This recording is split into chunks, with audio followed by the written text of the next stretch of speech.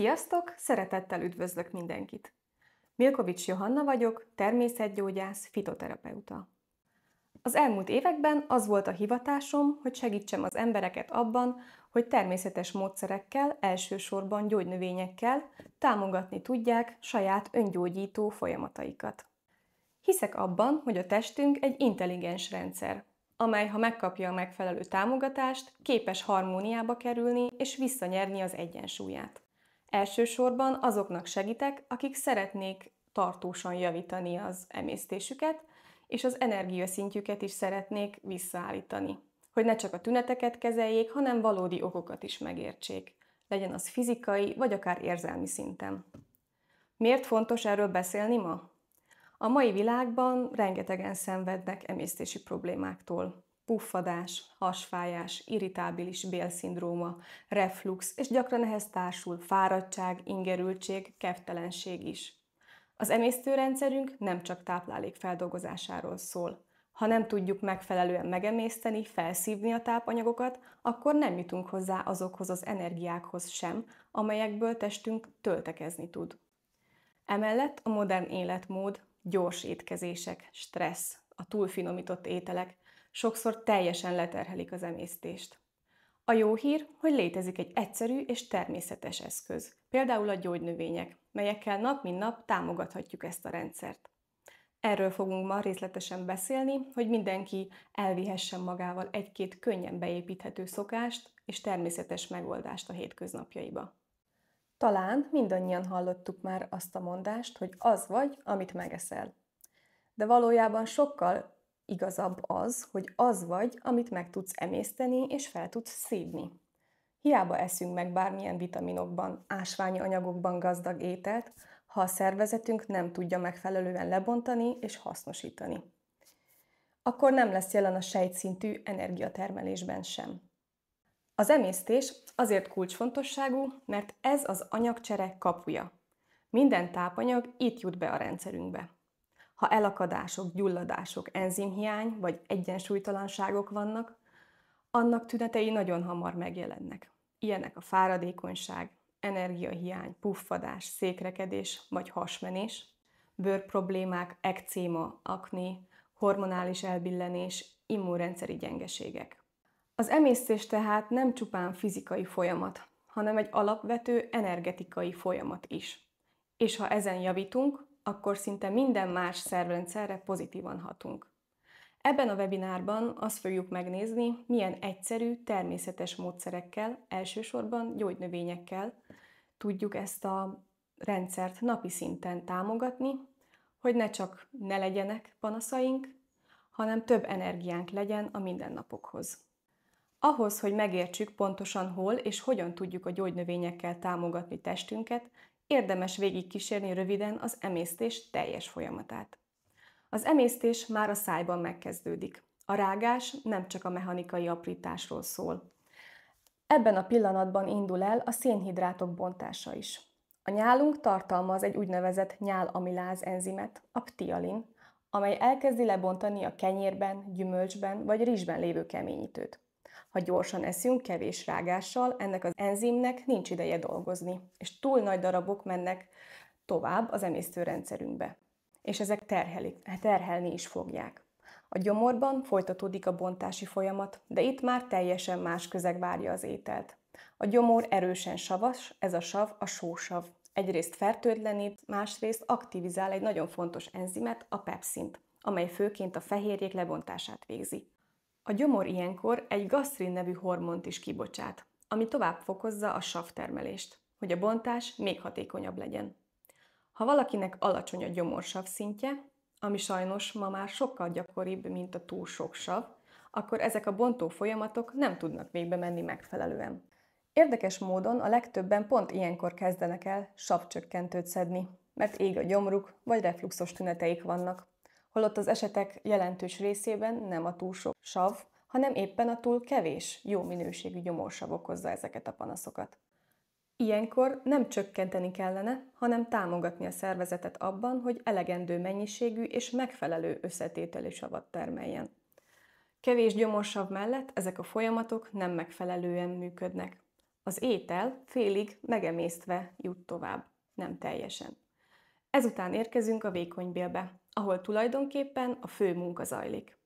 Itt kapcsolódik be a hasnyálmirigy, amely emésztő enzimeket küld a bélbe, például a pankreatikus amilázt, ami a szénhidrátok további bontását végzi, valamint a tripszint és a kimotripszint a fehérjék lebontásához, illetve a lipázt a zsírok emésztéséhez. Ezzel egy időben megérkezik az epe is, amely a májban termelődik. Az epesavak emulgálják a zsírokat, vagyis kisebb cseppekre bontják azokat, hogy a lipáz hatékonyan tudjon rajtuk dolgozni. Magának a vékonybélnek is vannak saját enzimei. Például a laktáz, amely a tejcukrot bontja, vagy a maltáz és a szaharáz, amelyek más típusú cukrokat bontanak, valamint különböző peptidázok, amelyek a fehérjéket egészen aminósavig viszik le. Ennek a szakasznak a legfontosabb feladata a felszívódás. Innen kerülnek be az ásványi anyagok, a vitaminok és az aminósavak a véráramba. Ha a bélnyálkahártya gyulladt vagy irritált, akkor hiába eszünk minőségi ételeket, egyszerűen nem tudnak felszívódni. Következő állomásunk a vastagbél. Érdemes itt megállni egy pillanatra, mert a vastagbél ma már sokkal több, mint székletképző szerv. A kutatások egyre inkább megerősítik, hogy a bélrendszer az immunrendszerünk legnagyobb része. Sokan úgy fogalmaznak, hogy itt található az immunrendszerünk 70-80%-a, vagy akár több. Tehát tulajdonképpen ez a másodlagos, vagy inkább elsődleges védelmi vonalunk. Nem véletlen, hogy még a tudomány is úgy hivatkozik rá, a második agyunk. Ugyanis a bélrendszerben több mint 100 millió idegsejt található, amelyek az úgynevezett bélagytengelyen keresztül folyamatosan párbeszédben vannak az idegrendszerrel. Vagyis ami a bélben történik, az érzelmi, mentális szinten is hat ránk, és ez fordítva is igaz. A stressz, a szorongás, elfojtott érzelmek közvetlenül rontják a bélflóra állapotát. Ha ez a téma valakit jobban érdekel, érdemes megnézni a Netflixen elérhető Hozd magad formába az evés titkos tudománya című dokumentumfilmet.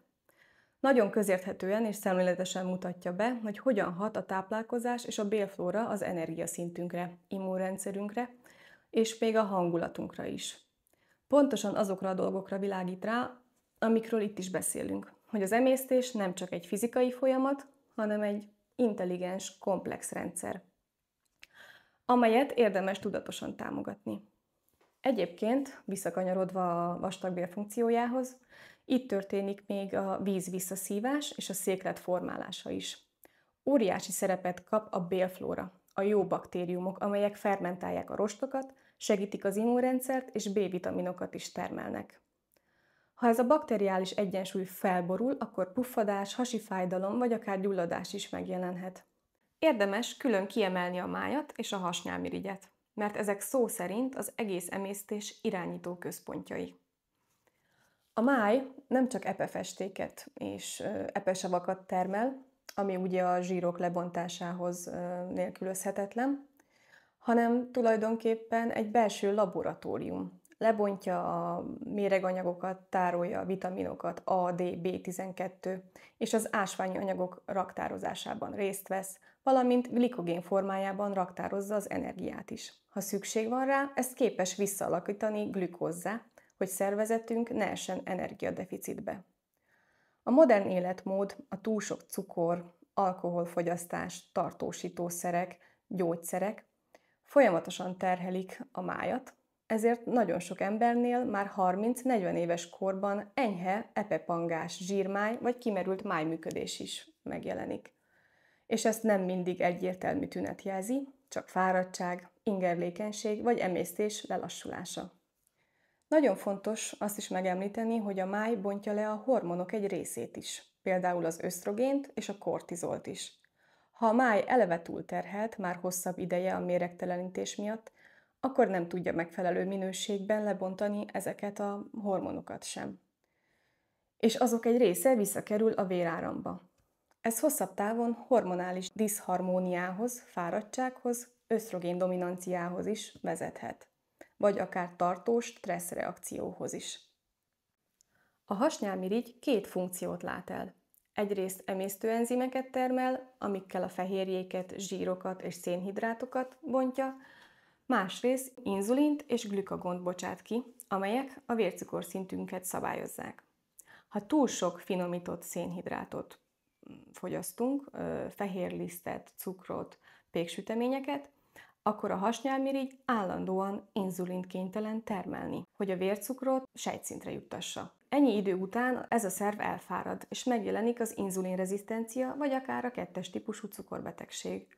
Ilyenkor nem elég kevesebb cukrot enni, hanem újra egyensúlyba kell hozni magát az emésztést is, például keserű gyógynövényekkel, epe-áramlást segítő gyógynövényekkel, vagy enzimaktiváló fűszerekkel.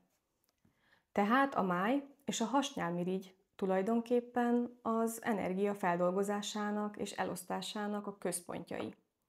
Ha őket támogatjuk, az egész emésztőrendszerünk sokkal hatékonyabban működik. Most lépjünk egy kicsit a fizikai szintről a pszichés érzelmi szintre, mert ez az emésztés nem csak tápanyagok lebontásáról szól, hanem arról is, hogyan dolgozzuk fel életünket, érzéseinket, élményeinket. A keleti gyógyítók szerint minden szervünknek van egy érzelmi dimenziója. A gyomor például az elfogadás, a befogadás helye. Ha nehezen tudunk megemészteni valamit az életben, az gyakran gyomorpanaszokban, puffadásban vagy gyomorsav diszfunkcióban jelentkezik. A máj az elengedésért és a düh feldolgozásáért felel. Ha folyamatosan stresszelünk, haragszunk, az nem csak a hangulatunkat, hanem a máj működését, az epeáramlást és az emésztés hatékonyságát is rontja. De miért működik mindez így a tudomány mai állása szerint? Az idegrendszerünk és a hormonrendszerünk szorosan kapcsolódik a bélrendszerhez. A bél-agygát tengelyen keresztül az agy és a belek folyamatosan kommunikálnak. Stressz, rossz táplálkozás, gyógyszerek vagy fertőzés hatására azonban gyakran meggyengül a bél-agygát, ami azt jelenti, hogy a bélfal átjárhatóbbá válik. Gyulladásos jelek és méreganyagok kerülhetnek a véráramba, és onnan az agyba is. Ez nem csak fizikai tüneteket okoz, mint a puffadás, a gyulladások, IBS, bélbetegségek, hanem hangulati zavarokhoz és szorongáshoz is, valamint hormonális egyensúlyzavarokhoz is vezethet. Az érzelmi állapot közvetlenül befolyásolja a hormonokat, az idegrendszert és az emésztőrendszert is, és így fizikai egészséget is. Az érzelmi és fizikai emésztés tehát szorosan összekapcsolódik, amit belül nem dolgozunk fel, az gyakran kívül problémaként jelentkezik, főleg a bélrendszerünkben. Tudatos figyelemmel, relaxációval, lassú jelenlétbe történő étkezéssel és a lelki feldolgozással tehát nem csak a lelkünk, hanem a testünk is egészségesebb marad. Az emésztés támogatására nagyon sokféle gyógynövény áll rendelkezésünkre, és attól függően, hogy milyen panaszról van szó, más-más csoportba tartozó növényt érdemes választani. Kezdjük a keserű anyagtartalmú gyógynövényekkel. Ezek segítenek abban, hogy étkezés előtt beinduljon a nyálelválasztás és a gyomornedvek és emésztő enzimek termelődése. Így az étel könnyebben emésztődik. Ilyen például a benedekfű, a tárnicsgyökér, a cickafarkfű, ezerjófű, gyermekláncfű. Ha valakinek kevésbé van étvágya, vagy sokaknál nem is arról van szó, hogy egyszerűen nincs étvágyuk, hanem arról, hogyha leülnek enni, már előre rossz érzésük támad, mert többször tapasztalták, hogy az evés után puffadás, teltségérzet vagy fájdalom jelentkezik. Ez hosszabb távon akár egy kis traumává is válhat, hiszen az agy összekapcsolja az evést a kellemetlen tünetekkel. Az ilyen helyzetekben is nagyon jól jönnek a keserű anyag tartalmú gyógynövények, mert nem csak az étvágyat hozzák meg, hanem támogatják az emésztést, serkentik az enzimek termelődését, és segítenek a megfelelő bélmikrobióm helyreállításában is. Így az étkezés újra egy kellemesebb élménnyé válhat, nem pedig fájdalommal társuló kényszerhez. A következő nagy csoport a görcsoldó és szélhajtó gyógynövények. Ezek illóolajtartalmúak. Ezek révén lazítják a bél sima izmait, csökkentik a puffadást és a görcsöket. Ide tartozik a kamilla, a borsmenta, az édeskömény, az ánizs és a kömény is. Sokszor panaszkodunk arra, hogy egy kiadós ebéd után felfúvódunk, és szinte kő van a gyomrunkban, mondhatjuk így. Ilyenkor egy borsmenta édeskömény tea csodákat tud tenni. mert oldja a teltségérzetet és megkönnyebbülést hoz.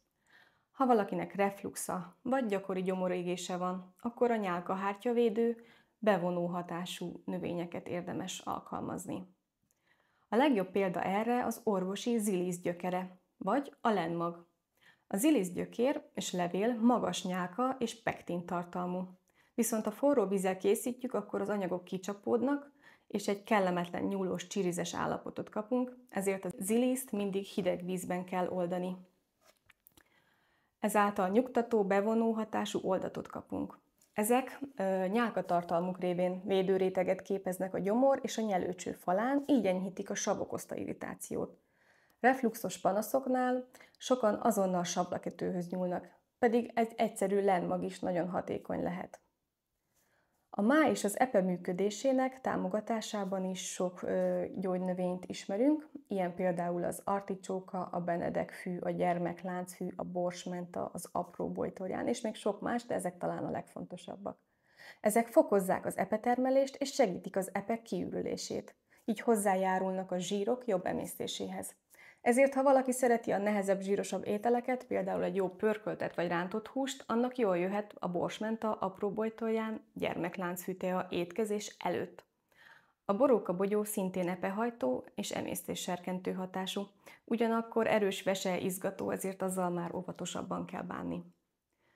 Székrekedés kezelésére nagyon jó beválnak a rostban gazdag gyógynövények, mint például az utifű-maghéj vagy a lenmag. Ezek sok folyadékkal fogyasztva természetes módon segítik a bélműködést. Ha valaki reggel egy pohár vízbe kever egy evőkanál utifű-maghéjat, és rendszeresen így fogyasztja, azzal kíméletesen rendezheti a székelést. Erősebb hashajtóként ismert a kutyabengekéreg és a szenna, de ezeket már csak rövid ideig szabad alkalmazni, mert hosszabb távon hozzászokást okoznak. Illetve ezek erős hasi görcsöket tudnak okozni, ezért kismamáknak egyáltalán nem is szabad teljesen ellenjavalt. A kutyabenge-kéreggel amúgy is óvatosan, mert a frissen hánytat, véres hasmenést és rosszulétet tud okozni. Ennél ismerünk sokkal kíméletesebb gyógynövényeket is. A hasmenés ellen éppen az ellenkező hatású gyógynövények hasznosak, azok, amelyek cserzőanyagot tartalmaznak. Ezek összehúzó hatást gyakorolnak a nyálkahártyára, csökkentik a gyulladást és lassítják a fokozott bélmozgást. Ilyen például a tölgyfakéreg, az áfonyalevél vagy az apró bojtorján, és még az orvosi zsája is. Ha valakinek fertőzéses eredetű hasmenése van, egy apró bojtorján tea vagy áfonyalevél főzet sokat segíthet a panaszokon. Vannak olyan gyógynövények is, amelyek több hatással egyszerre bírnak. Ilyen például a kamilla. Nem csak görcsoldó és szélhajtó, hanem gyulladáscsökkentő is. Így szinte minden emésztési panaszban jó szolgálatot tesz. A citromfű nem csak enyhíti a görcsöket, hanem idegrendszeri nyugtató hatása révén a stressz okozta emésztési zavarokban is segíthet. És végül ne feledkezzünk meg a bélflóra támogatásról. A bélben élő hasznos baktériumok kulcsszerepet játszanak az emésztésben. Ezért fontos, hogy gondoskodjunk róluk. A gyógynövények közül a cikória gyökér és a gyermekláncfű gyökere inulin tartalmaz, ami prebiotikus rost, vagyis táplálék a jótékony bélbaktériumoknak. A probiotikumokat viszont élő formában visszük be, főként fermentált ételekkel, mint a joghurt, a kefir vagy a savanyúkáposzta. A savanyúkáposzta nem csak téli vitaminforrás, hanem igazi probiotikum is. Ezért is mondták régen, hogy aki káposztát eszik, ritkán beteg. A pre- és probiotikumokat kombináljuk, vagyis egyszerre gondoskodunk a baktériumokról és a táplálékukról, akkor hosszú távon is támogatjuk a bélrendszer egyensúlyát. Az emésztőrendszeri panaszok szinte mindenki életében előfordulnak. A mindennapos puffatástól kezdve a komolyabb gyulladásos bélbetegségekig. A fitoterápia céljait nem az orvosi kezelés kiváltása, hanem a tünetek enyhítése és a regeneráció támogatása, valamint az életminőség javítás. Nézzük sorra a leggyakoribb problémákat. Először is a puffadás. A puffadás az egyik legáltalánosabb panasz, amelyet legtöbbször az emésztés lelassulása, bizonyos ételek vagy a bélflóra egyensúlyának zavara okoz.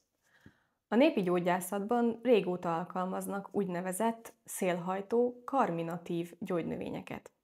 Ilyen például az édeskömény, az ánis vagy a kömény, amelyek illóolajai serkentik a bélperisztaltikát, csökkentik a görcsöket és elősegítik a gázok távozását. Egy egyszerű édeskömény vagy köménytea étkezések után sokszor elegendő a kellemetlen teltségérzet oldására. Az irritábilis bélszindróma az a modern életmód egyik tipikus kórképe. Stressz, rendszertelen étkezés és érzékeny bélrendszer együttese. Váltakozva jelentkezhet székrekedés, vagy éppen hasmenés, hasi fájdalom és felfúvódás kíséri. A fitoterápia itt főleg a görcsök csökkentésére és az idegrendszeri háttér enyhítésére irányul. A borsmentaolaj kapszula klinikai vizsgálatokban is hatékonynak bizonyult, mivel a bél sima izmaira görcsoldó hatást fejt ki. Emellett a citromfű és az Orbáncfű a stresszre adott túlzott bélreakciót mérsékelheti. A Crohn-betegség, ez egy krónikus gyulladásos bélbetegség, hullámzó lefolyású, a szervezet immunrendszere támadja meg a bélfalat. A gyógynövények itt természetesen nem helyettesítik az orvosi terápiát, de enyhíthetik a gyulladást és támogathatják a nyálkahártya regenerációját. A kurkuma gyulladás csökkentő hatásáról ismert, ezt szoktuk itt alkalmazni, valamint körömvirágteát, az hámosít és nyálkahártyavédő hatású. Ezeket diétás és gyógyszeres kezelés mellett kiegészítésként lehet alkalmazni. Colitis ulcerosa. A vastagbél krónikus gyulladásával és fekélyekkel járó kórkép. A fő cél itt a gyulladás enyhítése és a hasmenés csökkentése. A cseranyagokban gazdag áfonyalevél vagy tölgyfakérek segítik a bélfal összehúzódását, csökkentik a hasmenést, míg a kamillatea gyulladás csökkentő és nyugtató hatású.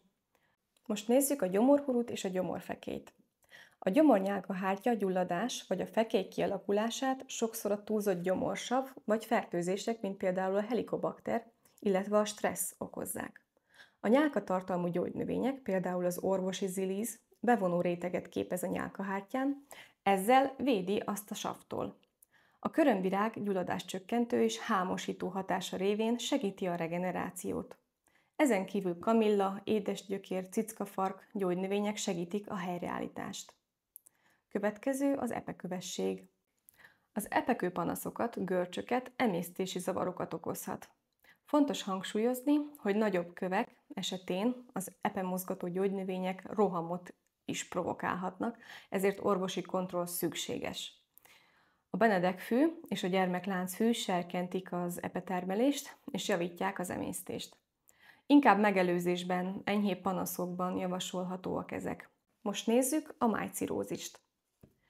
Ez a máj súlyos, előre haladott károsodása. Itt a fitoterápia csupán kiegészítő jellegű lehet, a fő kezelés mindig az orvosi. A máriatövismag kivonata, a szilimarin, az egyik legjobban kutatott májvédő hatású vegyület, amely lassíthatja a folyamatot és támogatja a májsejtek regenerációját.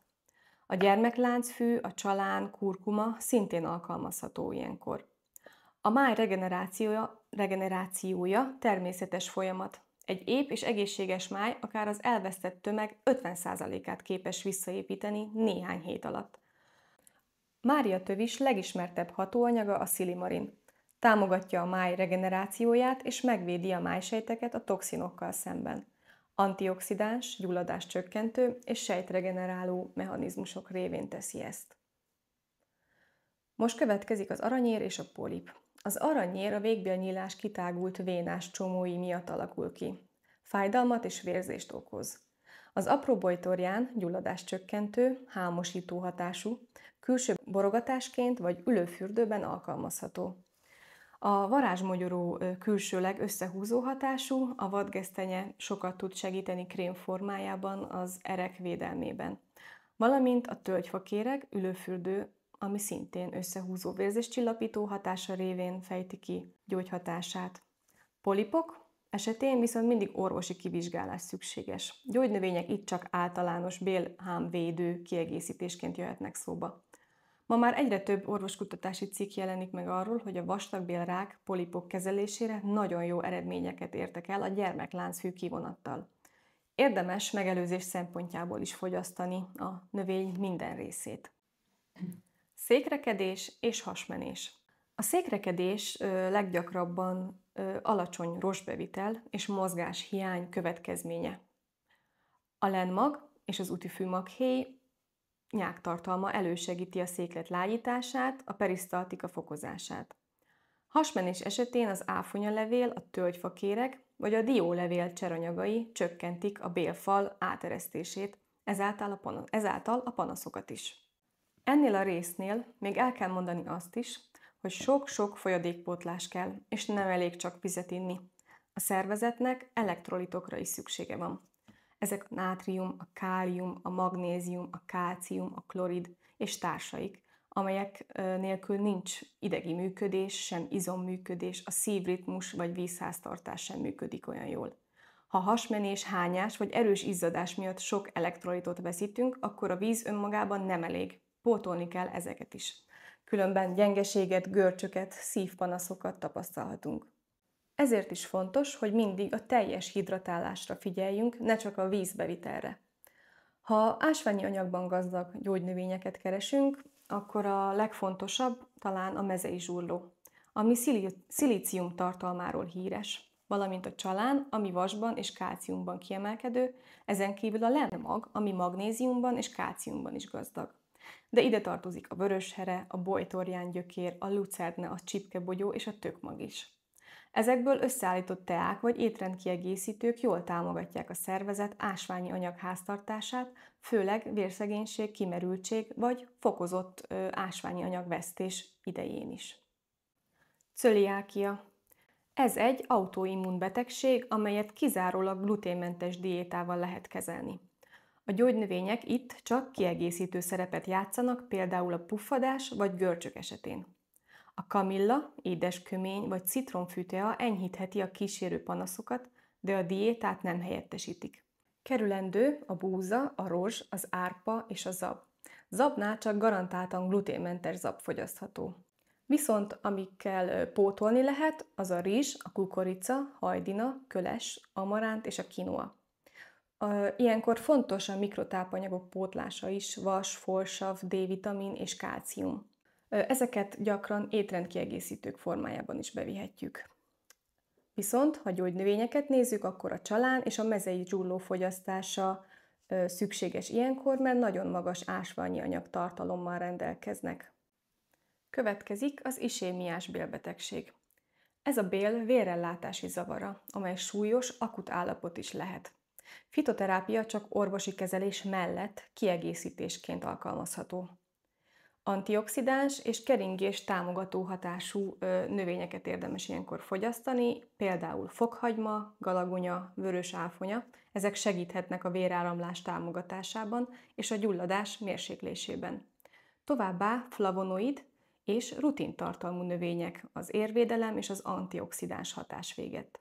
Ezen kívül lehet még fekete áfonya termése és levelét fogyasztani a kapilláris keringés javítására, vörös áfonyát, antioxidáns érfalerősítő, rutintartalmú növények, például a hajdina, a fekete bodza, az aranybessző, ezen kívül pedig veronikafüvet. Régi népi gyógyászatban használták vértisztító, érfalvédő, enyhe vízhajtó és antioxidáns hatása miatt. Csalánt és körömvirágot is lehet ilyenkor készíteni teaként. A gyógynövények alkalmazásával kapcsolatban sokan szoktátok kérdezni, hogy mennyi ideig lehet inni egy gyógynövényteát. Általánosságban azt mondhatjuk, hogy egy gyógynövényes kúra 2 és 6 hét között tart. Ezen belül vannak olyan növények, amelyeket csak rövid ideig szabad használni, míg másokat viszont hosszabb távon is bátran lehet alkalmazni. Először nézzük a rövid kúrákra javasolt gyógynövényeket. Ezek maximum 1-2 hétig fogyaszthatók. Ezeket azért nem szabad húzamosabban fogyasztani, mert erősebb hatóanyagaik mellékhatásokat okozhatnak. Ide tartozik például a tárnicsgyökér, keserű anyagai miatt csak rövid ideig használható, mert fokozza a savelválasztást, irritálhatja a gyomrot. Ilyen például még a fagyöngy, amely vérnyomásra, keringésre hat, ezért csak orvosi ellenőrzés mellett meghatározott ideig szabad alkalmazni. Az orvosi zsája, kakukkfű is ide tartozik, illóolajukban található a tujon, ami miatt hosszantartó vagy nagy dózisú használatra idegrendszeri mellékhatásokat okozhat. Továbbá a diólevél. Erős cseranyagai miatt rövid ideig ajánlott, mert irritálhatja a nyálkahártyát. A hashajtó hatású növények, például a szenna, kutyabenge, rebarbara, aloe, szintén csak rövid távon alkalmazható akut székrekedésre, mert hozzászokást okoznak. Közepes időtartalmú kúrákra alkalmas gyógynövények, melyek 4-től 6 hétig szabad fogyasztani. Ezeket kúraszerűen 1,5 hónapig lehet biztonságosan fogyasztani, majd érdemes szünetet tartani. Ilyen például a csalánlevél. Csalánnak vértisztító, vizelethajtó hatása van, 4-6 hétig ajánlott, utána egy kis szünetet kell tartani. Következő a gyermekláncfű. Emésztéssegítő, ebbenműködés serkentő, 6 hétig biztonságos a fogyasztása. A citronfű idegerősítő, nyugtató, hosszabb kúrában is használható, azonban itt is érdemes egy kis szünetet hagyni. Valamint a borsmenta, szintén görcsoldó, emésztéssegítő, 4-6 hétig bátran iható. A kamilla, gyulladáscsökkentő, hámosító, kúraszerűen szintén biztonságos, egy bizonyos ideig, utána egy kis szünetet kell tartani. Aztán azok, amelyeket hosszabb távon, akár hónapokig is biztonságosan alkalmazhatóak, azok olyan gyógynövények, amelyekről klinikai vizsgálatok is igazolják, hogy hosszantartó alkalmazás mellett sem okoznak mellékhatást. Ide tartozik például a galagonya. A galagonya szív- és érrendszeri támogatásra hónapokig, akár évekig is alkalmazható mellékhatások nélkül. Biztonságos és jól tolerálható gyógynövény. A máriatövis májvédő hatása hosszabb kúrákban bontakozik ki, ezért éppen ezért hónapokig adható. A csipkebogyó nagyon jó vitaminforrás, immunerősítő, hosszantartó használata sem okoz problémát. A csalángyökeret prosztatára szokták adni készítményekben, hónapokon át alkalmazzák, hogy kifejtse a hatását, így biztonságosan az is adagolható. Következő gyakori kérdés még, hogy miért nem ajánlottak bizonyos gyógynövények terhességben. Ez egy nagyon gyakori és nagyon fontos kérdés. Vannak gyógynövények, amelyek befolyásolják a hormonális működést vagy a méh tevékenységet, tehát vetélési kockázatot hordozhatnak.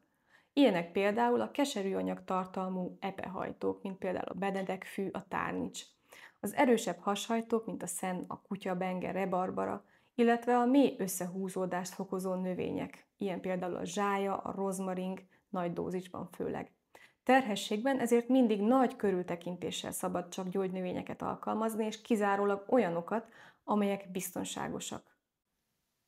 A fő üzenet, hogy terhesség alatt gyógynövényt csak szakember ajánlásával szabad alkalmazni. Másik kérdés még, hogy érezhető-e azonnali hatás egy gyógynövényes teánál. Sokan szeretnék tudni, hogy mikor várható a változás. A válasz az, hogy ez gyógynövényfüggő és emberfüggő. Vannak, amelyeknél szinte azonnal érezhető a hatás, például egy emésztéssegítő keserű anyagtartalmú növénynél, mint például a benedekfű, tárnics, articsóka, gyermekláncfű. Már az első korty után fokozzák a nyál és gyomorned elválasztást, így javítják az emésztést. Ugyanígy az ádis, az édeskömény vagy a köménytea rövid időn belül oldhatja a puffadást. Más gyógynövényeknél azonban a hatás inkább hosszú távú, rendszeres használat mellett bontakozik ki. A máriatövis például hetekig, hónapokig tartó alkalmazása után mutatja meg igazán a májvédő hatását, és hasonlóan a csalán is kúraszerű használat mellett fejti ki vértisztító tulajdonságát.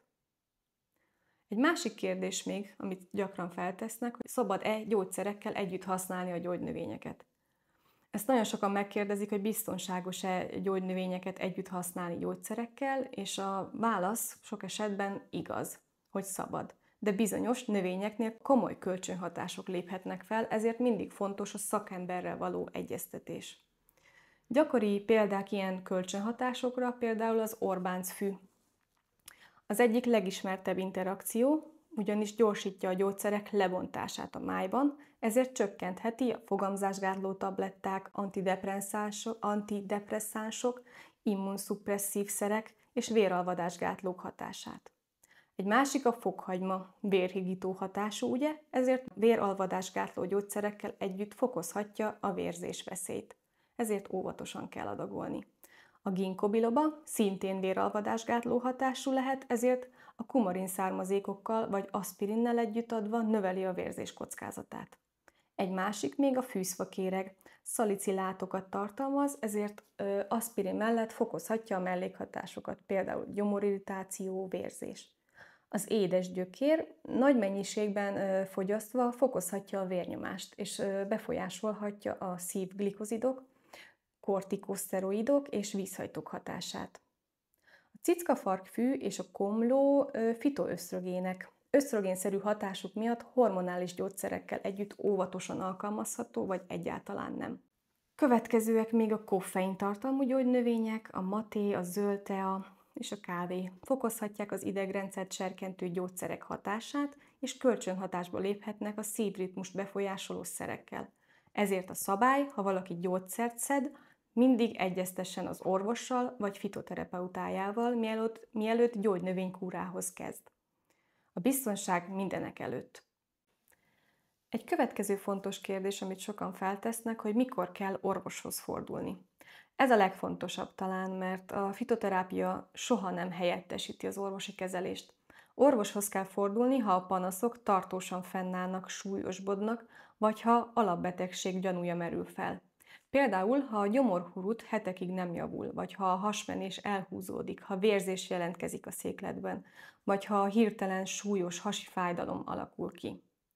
A gyógynövények kiegészítő, támogató szerepet töltenek be. Segítenek a mindennapi panaszok enyhítésében, a szervezet regenerációjában, de mindig tiszteletben kell tartani, hogy vannak határok, ahol az orvosi diagnózis és a kezelés elsőbbséget élvez. Szabad-e gyógynövényeket kismamáknak és kisgyermekeknek emésztőrendszeri panaszokra ajánlani? Sokan szokták ezt kérdezni, mit szabad adni kismamának vagy kisgyermekeknek, ha emésztőrendszeri problémájuk van. Kisgyermekeknek pár hónapos kortól ezek a gyógynövények enyhe hatásúak, szóval biztonságosan adagolhatóak. Ilyen például a kamilla. A kamillának görcsoldó, gyulladáscsökkentő és nyugtató hatása van, puffadásra, hasfájásra és gyomorrontásra nagyon hatékony. Az édeskömény, szintén puffadás, hasfájás ellen, csecsemőknél is a babatea egyik alapja végül is. Köménymag. A köménymag szélhajtó, görcsoldó, gyakran kombinálják édesköménnyel, úgyhogy ez is adagolható nyugodtan. A citromfű. Nyugtató, enyhe görcsoldó, nyugtalan babáknál enyhe hasfájásnál adható. Az ánizs, szintén szélhajtó, emésztéssegítő, enyhe hatású. Ezeket gyenge teába adjuk. Rövid ideig áztassuk, és kis mennyiségben, pár korty vagy kis kanákával adagoljuk a kisgyermekeknek. Kismamáknak terhesség alatt azokat a gyógynövényeket szoktuk ajánlani, melyeknek enyhe hatásuk van szintén, amelyek biztonságosak, hagyományosan is alkalmazzák őket. Például a csipkebogyó nagyon jó vitaminpótló, immunerősítő, székrekedésben is segíthet. A citromfű enyhíti a feszültséget, segíti az emésztést, szintén biztonságosan adagolható. A kamilla gyulladáscsökkentő, puffadás ellen is segít, ahogy az ánizs és az édeskömény, valamint a kömény is adható biztonságosan. Amit viszont nem szabad kismamáknak és babáknak, ezek az erős hashajtó növények, mint a szenna, a kutyabenge, a rebarbara, az aloe. Ezek tilosak, mert görcsöt okoznak, és a hatóanyag átjuthat az anyatejbe is. Amit még szintén nem szabad, azok a keserű anyagtartalmúak, a tárnics, a benedekfű, ezek túl erősek és mély összehúzódást is fokozhatják. Az illóolajban gazdagok, a tujon tartalmú növények, mint a zsája, az üröm, a rozmarin szintén nem adhatóak nagy dózisban. Sem a mának, sem babának. Erős vizelethajtók sem a mezei, sem a boróka nem adható kisgyermekeknek és várandósoknak sem. Kismamáknál és kisgyermekeknél mindig a kíméletesség a fő szempont. A legbiztonságosabb emésztés segítő gyógynövények a kamilla, az édeskömény, a kömény, az ánis és a citromfű. A babáknak ezekből gyenge teát adunk, csak kis mennyiségben.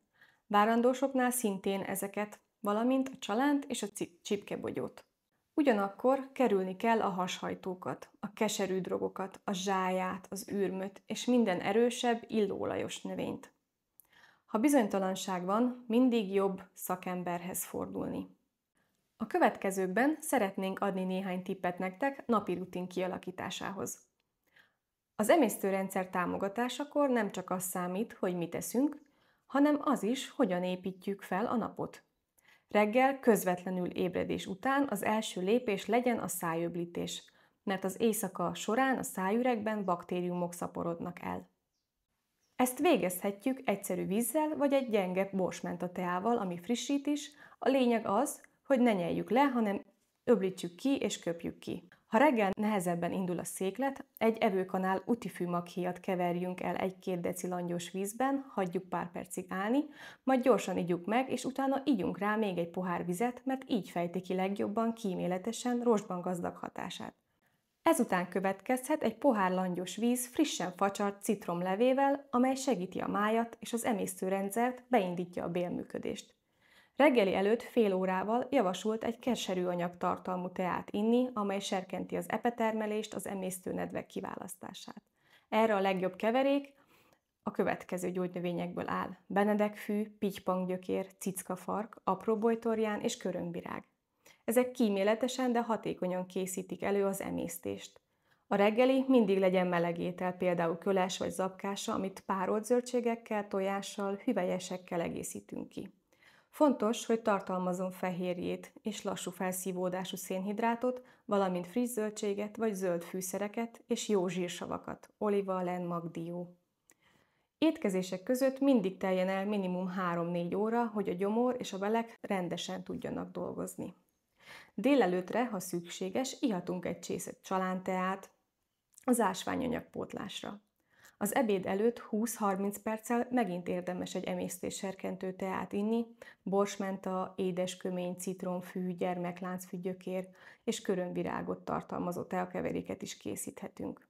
Az ebéd maga legyen meleg, könnyen emészthető étel, például főtt gabonák, mint a barna rizs, köles vagy quinoa, párolt zöldségekkel és fehérjével, halból, szárnyasból vagy hüvelyesekből. Délután ismét 3-4 óra teljen el a következő étkezésig, és frissító teaként ihatunk egy kis csalán, citromfű teát. A vacsora ideális ideje este 5 és 6 óra között van. Előtte ismét ihatunk egy emésztést serkentő támogató teát, cickafark, kamilla, édeskömény, citromfűt tartalmazhat. Ez kíméletesen segíti a gyomrot és az emésztést, amíg az idegrendszert is nyugtatja. A vacsora könnyebb legyen, mint az ebéd, például leves, főzelék, párolt zöldség vagy hal. Lefekvés előtt 1-2 órával egy csésze nyugtató teát is ihatunk, borsmenta, cickafark, citromfűvel vagy kamillával. Ez segíti a pihentető alvást, megnyugtatja az emésztőrendszert és csökkenti a puffadást is. Így a napi rutin nem csak kiegyensúlyozza az emésztést, hanem tehermentesíti is a májat és támogatja a teljes szervezetet. Most jöjjön 3 azonnal kipróbálható recept. Első, emésztésserkentő és étvágyjavító tea. Ez a keverék kifejezetten segíti az emésztőnedvek kiválasztását és a máj működését. Benedekfű, gyermekláncfű gyökér, cickafarkfű, apróbojtorján és körömvirág egyenlő arányú keveréke. Egy csészéhez egy pupozott teáskanál keveréket forrázzunk le, 2,5 deci vízzel fedjük le és hagyjuk állni 5-10 percig, majd szűrhetjük. Étkezés előtt fél órával fogyasszuk napi 1-2 csészével. Egy második recept, görcsoldó és szélhajtó tea. Ez a keverék puffadás, teltségérzet és bélgörcsök esetén nagyon hatékony. Borsmenta, édeskömény, kamilla, citromfű és cickafarkfű egyenlő arányú keveréke. Egy teáskanál keveréket leforrázunk egy csésze vízzel, és fedő alatt 10 percig hagyjuk állni, majd szűrjük. Ezt étkezés után fogyasztjuk, napi 2-3 csészével elegendő. Harmadik recept, nyálkahártya védő és gyulladáscsökkentő tea. Ez a keverék kíméletesen bevonja a gyomor és a bél nyálkahártyáját, csökkenti az irritációt és a gyulladást. A keverék összetevői orvosi zilisztgyökér, lándzsás utifű-levél, körömvirág, kamilla és citronfű egyenlő arányban. Az elkészítésnél a zilisztgyökeret mindig külön kezeljük, egy pupozott teáskanállal öntsük le 2,5 deci hideg vízzel, majd hagyjuk állni legalább fél órát, de inkább 1-2 órát, időnként megkeverve. Végül leszűrhetjük. Közben a többi gyógynövényt, az utifűlevelet, a körömvirágot, a kamillát és a citronfüvet egy teáskanál keverékkel forrázzunk le, 2 deci vízzel, hagyjuk állni 8-10 percig, aztán szűrhetjük. Ezután a két keveréket összekeverjük, és egy teljes értékű teát kapunk. Ebből naponta 2-3 csészével fogyasszunk, különösen javasolt étkezés után lefekvés előtt. Ezek a keverékek enyhébb panaszok esetén jól alkalmazhatók, azonban minden szervezet egyedi, ezért célszerű az elején kisebb adagokkal kezdeni és fokozatosan hozzászoktatni a szervezetünket.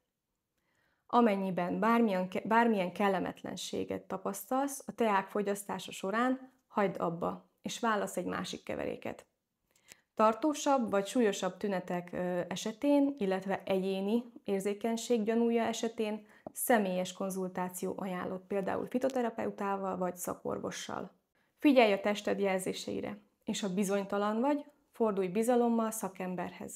Ebben is szívesen segítek. Most, hogy együtt áttekintettük az emésztőrendszer gyakori problémáit és a gyógynövények lehetőségeit, szeretném kiemelni, amit itt hallottatok, az csak egy ízelítő abból a gazdag tudásanyagból, amit a fitoterápia kínál. A gyógynövények világa óriási, minden szervrendszernek megvannak a maga támogató növényei, legyen szó a szív- és érrendszerről, hormonrendszerről, idegrendszerről, vagy éppen az immunrendszerről. Akik szeretnének ennél mélyebben elmerülni a gyógynövények ismeretében, világában, azoknak jó hírem van, hamarosan indul az online fitoterápiás tanfolyamunk. Ez egy sokkal részletesebb képzés, ahol végigmegyünk minden szervrendszeren, megismeritek a legfontosabb gyógynövényeket, és nem csak elméletet kaptok, hanem gyakorlati recepteket is. Szó lesz a teakeverékekről, tinktúrákról, kenőcsökről, krémekről, tehát arról, hogyan tudjátok otthon is biztonságosan alkalmazni a gyógynövényeket. Ha szeretnétek részt venni a tanfolyamon, akkor most érdemes jelentkezni. Az online formának köszönhetően bárhonnan be tudtok kapcsolódni, és az online tananyag bármikor elérhető. A jelentkezéshez a linket megtaláljátok a leírásban és az oldalon. Addig is kívánok mindenkinek egészséget, harmóniát és sok örömöt a gyógynövények világában. Sziasztok!